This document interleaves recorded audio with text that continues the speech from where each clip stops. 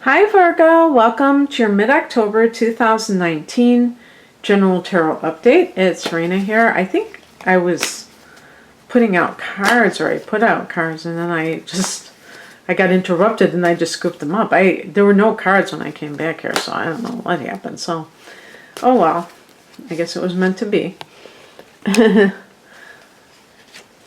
So, I just wanted to let you know. Maybe I should put out these cards before I start talking, because I'm gonna get distracted.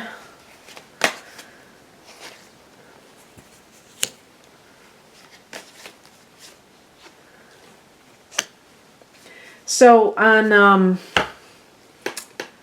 the 13th of October, which for me this is in the future,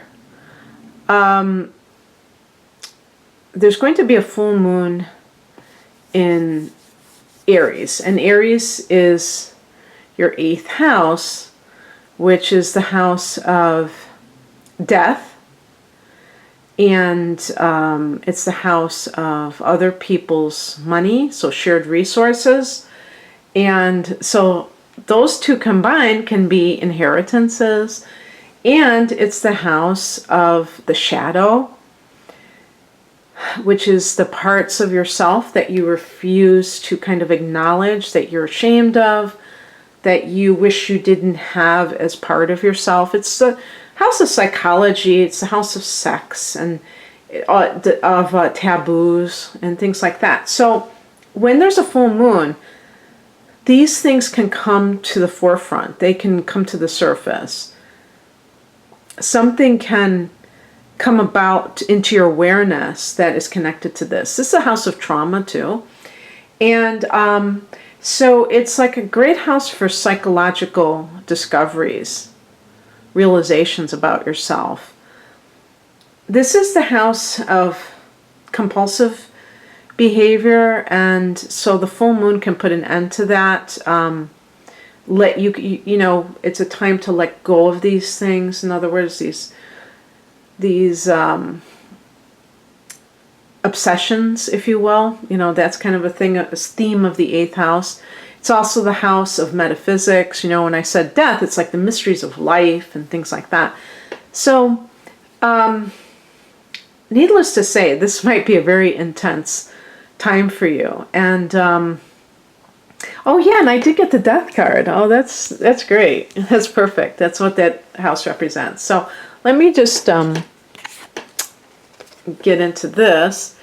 The heart of the matter is the Fool card. So recently you've had your new moon in late August, but I mean in September you've had the sun in your sign, and that was like a whole new cycle for you. And this is kind of like a whole new cycle that you're involved in. And let me bring in the past position, because it's very aptly the 10 of Swords. This is like the worst is over of some situation in your life.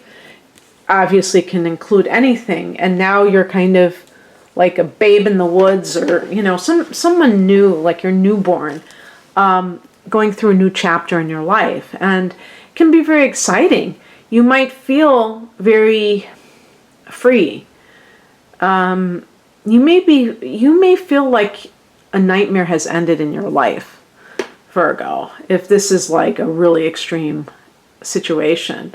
And it may feel like a relief, whatever this is. And you may be so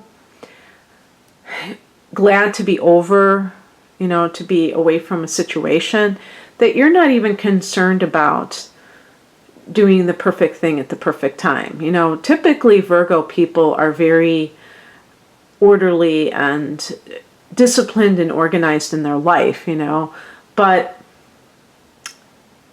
sometimes there might be a season where you need to throw all of that aside and just kind of like focus on a whole new beginning. And if you have a tendency to be over-regulated, over-scheduled, you may decide, I'm I'm going to take off 6 months, a year, and I'm just going to travel. I mean, I could see somebody being like that, and that could represent the Fool to you if you have the money to do so, the resources.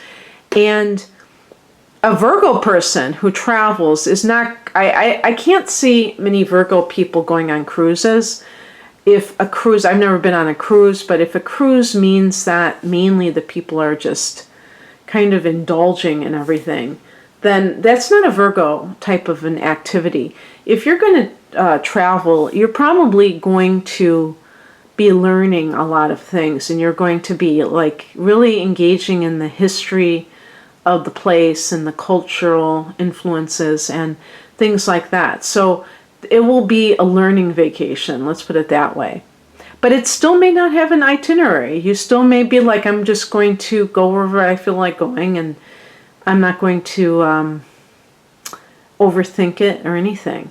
And it could feel like, and also one of the things too, which I think is kind of Virgo-esque, is that the person has a very small knapsack. So there's kind of like traveling light theme as well.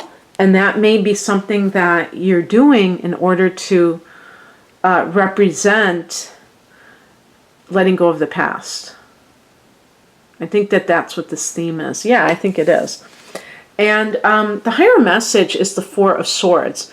This is a card that kind of supports what I just said, because the Four of Swords is a card of rest and rejuvenation. So sometimes it can mean that the person has to physically restore.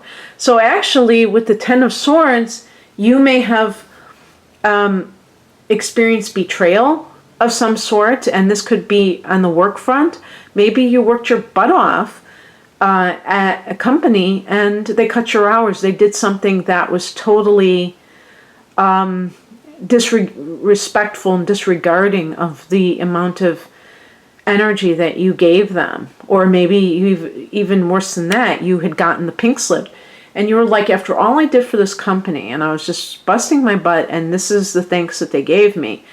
But the spiritual message, being the Four of Swords, can say that that was the best thing that ever happened to you, because it has freed you from a situation that was actually not good for you. And the same thing applies if you were betrayed romantically in a relationship.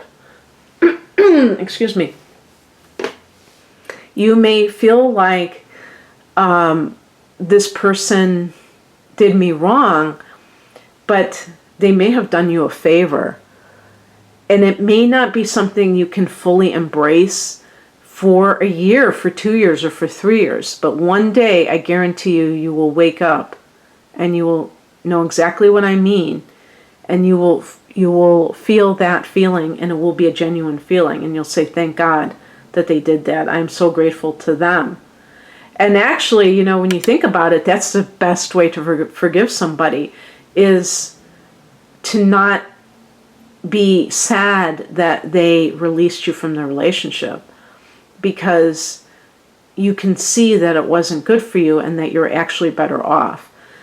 It's hard when you feel like the rejected one, but after a time you realize that that was the best thing that ever happened to you. It's not instantaneous though. For some people it can take a very long time to fully realize this. What crosses you is the Death card, which is that card of transformation. And what this can simply mean is that you haven't embraced the change yet. And that's okay. I mean, because the Fool card, it's like a total reset. And yet it may be a process where you're, you know, with the Ten of Swords, you have experienced a breakup, or being fired, or, you know, or a layoff, whatever you want to call it, or something that has seemed like it's supposed to be a bad thing. And you know that you're going through a new cycle, but you still can't really get over that experience that the Ten of Swords represents. That's okay. Don't be hard on yourself. one day you will wake up and you will be okay. It's like, you know how if you've ever had a bad thing happen and you wake up the next morning, like you fight with somebody, and you wake up the next morning and then at first you're just fine, and then you remember that the terrible event, and then all of a sudden you have this horrible feeling in the pit of your stomach because you remember that this bad thing happened. But one day you wake up and it's like you don't even remember it anymore because you have integrated it, you have processed it, and you're okay with the fact that it existed. You put it in the past. So right now you may not have the ability to fully put it in the past. That's okay. What's coming in, or the advice, is the Four of Cups. This can be a situation where somebody tries to apologize and you're not having it. Or you may feel like if they try to do it, I think the advice would be, remember how you felt when this happened. Don't get idealistic about a situation. Sometimes, some people's relationships are on again, off again because they're always being apologized to, and then they come back and they trust that person, the person does it to them again. And, there are some cycles or some situations that it might not be that big of a deal to, when you keep forgiving somebody. Yeah, maybe that is a part of life. We all make mistakes, and sometimes we make them over and over again. So I'm not talking about every situation, but I'm talking about big situations where somebody has, and even with infidelity, there are times when people have had affairs and the other person forgives them, and it's okay. It's something that they're able to get over, and it doesn't happen again, or they make peace with it. But that's not what I'm talking about here. I'm talking about something that is, more serious, and therefore something that you have to really be careful that you don't get too caught up in the moment where you just think, oh, I would love to experience this thing again. Because with the Death card, that's what I'm saying, is that there may be this not putting something to rest and just kind of going back and forth, and that might not be a good thing, And the outcome is the Two of Pentacles. Yeah, that's what I was thinking, is that maybe there's even a, let's say that, I was thinking like a layoff or something, and then they rehire you, but you have already either taken another job, and it could even be like a part-time job, and you have to juggle two things, or you are just saying, that's it, I'm going to start my own business. And I actually think that that's going to be true for some people with the Fool card, is that you're just going to throw caution to the wind and just start something yourself because you feel like, I can be a consultant. I can do something. I don't need this. I don't need to work for somebody else. I have all this information already. So why shouldn't I just do it for myself? And then you get this. You get the employer saying, oh, you know what? And on second thought, we need you. And you might be tempted, and maybe you do agree to do it. But with the Four of Cups, you may have gotten that disillusionment because you realize that, and perhaps this has happened before, where they lay you off and then they rehire you over and over again, and you keep going back and you're tired of it because you want to just have that kind of guarantee, and it feels very unsettled, And it might even feel kind of insulting that you can't just stay there, that they keep you, like you're the one that they keep laying off, and as opposed to somebody else. And so I feel like with the Two of Pentacles, that it might be something that you're going to just do both things. And if there's some kind of relationship issue, there might even be like two people that you're involved with at the same time. Whether or not you go back to somebody is a different story, but I feel like somebody else is there too. And but speaking of job offers, the Two of Pentacles sometimes indicates a job offer overseas, over a body of water. So that could also be, that could play into the Fool card, where it's like kind of like so different for you, because it might be a country you've never been in, or a whole new continent. So that would be very interesting. So I hope that some of this at least resonated with you, Virgo. And if you would like a personal reading, please click on the link below. Take care. Bye.